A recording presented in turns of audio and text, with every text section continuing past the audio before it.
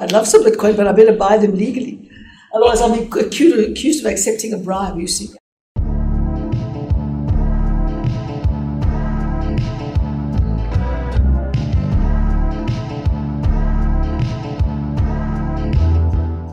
Hey, what's up, everybody? My name is Jabesi, and you're listening to the Grey Av podcast.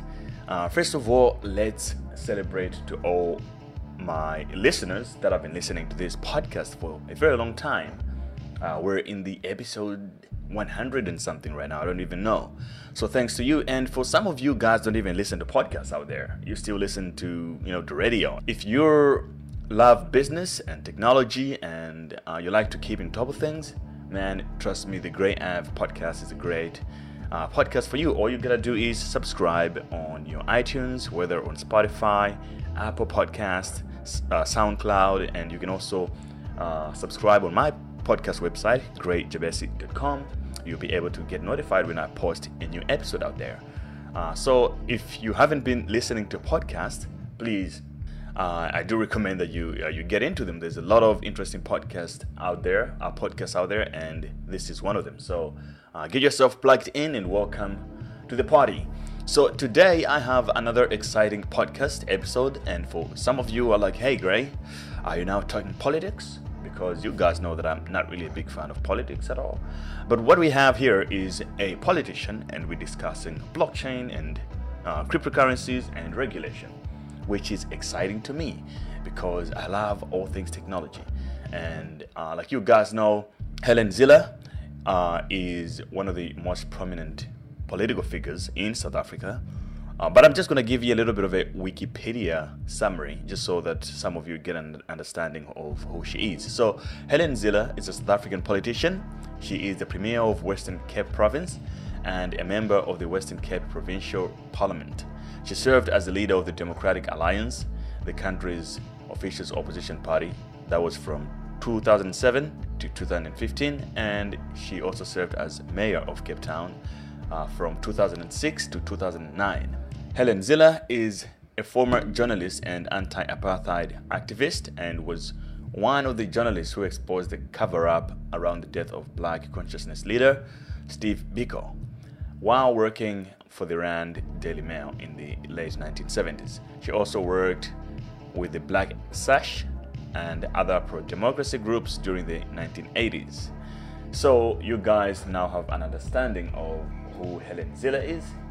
And in this episode, we discuss blockchain, crypto, and regulation, which actually extended to some other subjects like Uber in terms of how they approached the regulations around it when it came. Because look, all these new technologies coming up, they're putting government on their toes on how do they actually react to these things. So I have to give a shout out to Sonia Kuno and her whole team at Bitcoin Events for putting together the Blockchain Africa conference. That's where I met Helen. And also they made an effort to actually bring a lot of people from the public sector to get involved into the conversation, because it's really important to get government involved, because the technologies won't stop coming out every now and then.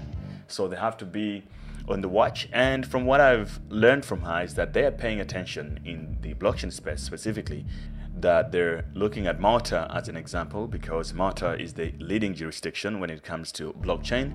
You guys have seen the largest companies in this space, like Binance, are actually based in Malta because they have the environment to support and regulate these kind of companies. And for the curious minds out there, I did a podcast with JP Fabry, who is an economist from Malta, one of the main important figures when it comes to, he has played a very big role when it comes to regulating blockchain in Malta.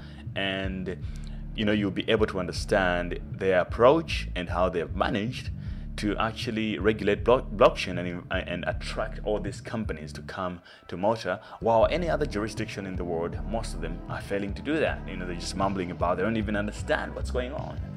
So I think for the African continent specifically, it's really important that we really pay attention to all these new technologies, especially the blockchain right now. I think it's going to play a big role in the fourth industrial revolution, and we have to know what's happening and also take advantage of it. Being a decentralized technology which is not really caring that much about borders, we can attract investments and even getting ourselves involved in other economies. So it only serves us right that we really pay attention. Anyway, I don't want to bother you with too much words of mine here. Let's get into it. Enjoy my conversation with Helen Zille. Thanks for joining us on the podcast. So a lot of people would be wondering, what does Helen know about blockchain?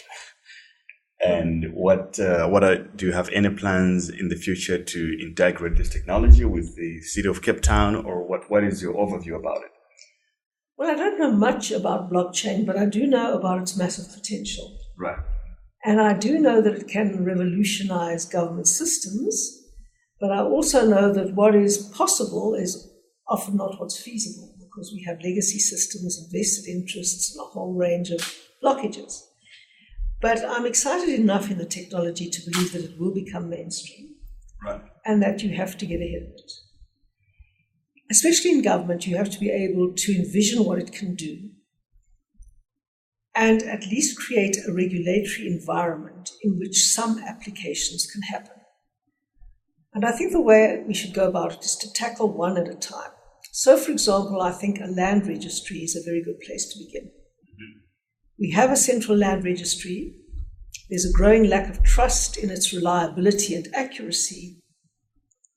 And it makes all kinds of sense to create a blockchain in which every piece of property is a block with all the necessary information pertaining to that piece of property, its ownership, etc., the earth number, whatever it is, on the blockchain, so that every single transaction related to it can be recorded and become immutable in history, so that any new transaction creates a new block and the entire chain of events can be tracked.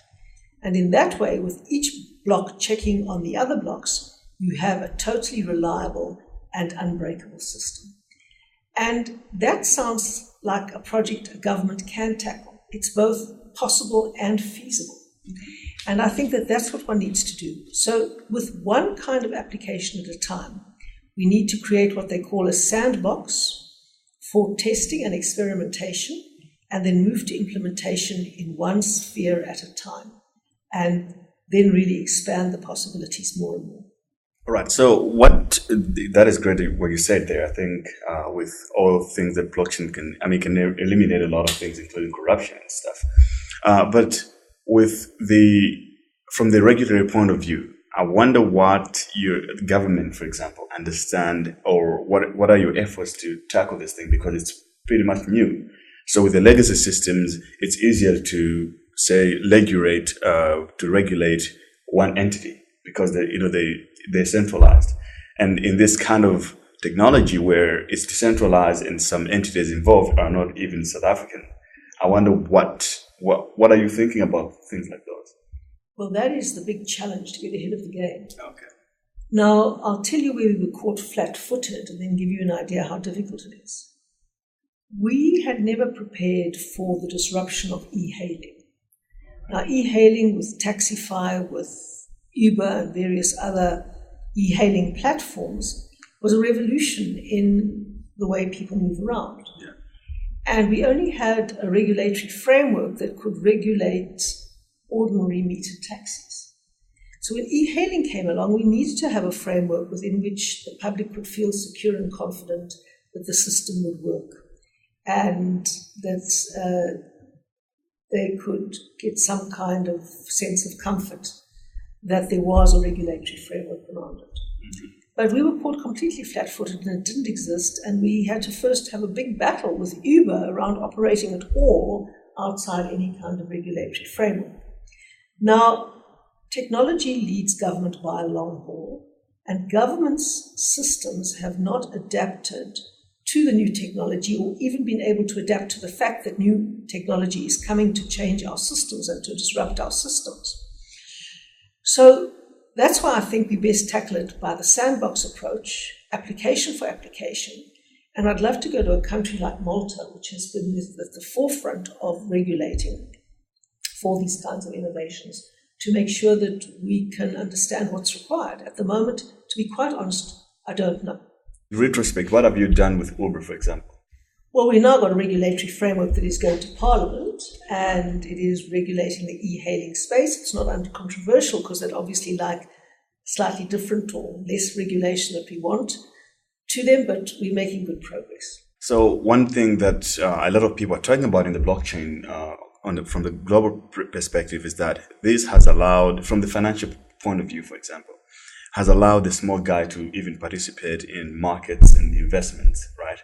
And then when regulation comes, we have seen it with other jurisdictions that it starts to limit those kind of things because, the government has to be safe to protect the investor, but at the same time, stifling opportunities that might arise from space like that. So I don't know, what is your take on that? Now, regulation is essential for trust and confidence. Right. But you need regulation that facilitates, not blocks.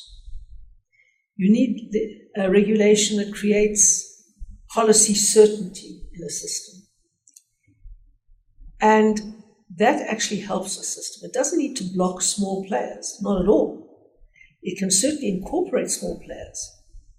But a regulatory environment is important. For example, the Silk Road and the dark web are areas where the anonymity of blockchain can create a lot of space for criminality. One obviously wants to avoid that. And one wants to have systems that can limit the legality of transactions that you can do on the blockchain. So if you really wanted to go mainstream, ideally there should be an international cryptocurrency that is recognized, that is legal, that is good for cross-border transactions, and that individual players as well as major corporates can engage in. Mm-hmm. So you've been in government for a very long time. I wonder what is your thoughts on something like Bitcoin? I don't personally, because I don't know how to mine them or buy them. Should I send you something? But, after today's talk, I'm very interested in getting into some Bitcoin. Right. The bottom line is this, that I think that with the world becoming a smaller and smaller place, and especially if you look at Africa, we're going to certainly have to be the breadbasket of the world. We've got beautiful arable land, lots of water, lots of good potential to grow crops and to sell them internationally. But currency volatility, lack of confidence in some of the African currencies is a big problem. If you could have an international currency, it would really take those problems away and we could trade cross borders with no problems. So in those kinds of areas, I think Bitcoin is a very exciting possibility and platform. Awesome. So do you want some Bitcoin? Yeah. I'll send you some. I'd love some Bitcoin, but I better buy them legally. Otherwise, I'll be accused of accepting a bribe, you see. Okay, but so you can receive like a friendly gesture of a Bitcoin? Well, I have to declare it. We're a very lovely community of people, the blockchain space. Lovely. So you have to declare it. Yeah. Okay. Great. Cool. Thank you so much for your time. Thank you, Gray. Thanks. You clearly know a lot about it. Awesome. Thank you. Hello once again, and that was the end of our conversation. And just before you go, just want to communicate a few things with you quickly. If you have enjoyed any of the podcasts or this specific podcast episode, I would appreciate it if you share it with your friends and family through your social media, Twitter, Facebook, etc., as well as write me a 5-star review on iTunes or Apple Podcast app. That would be fantastic. It helps me flourish and sustain this podcast as well. We also on other platforms like SoundCloud, Stitcher Radio, and all other major podcast platforms. So whichever way you're listening to it, I would appreciate it if you leave me a review. You can also subscribe to the Grey Podcast through my website, greyjabesi.com, GREYJABESI.com. There you also find some of the blogs that I'm writing sometimes, and you get notified as soon as the new episode has been published. Until next time, enjoy and be productive.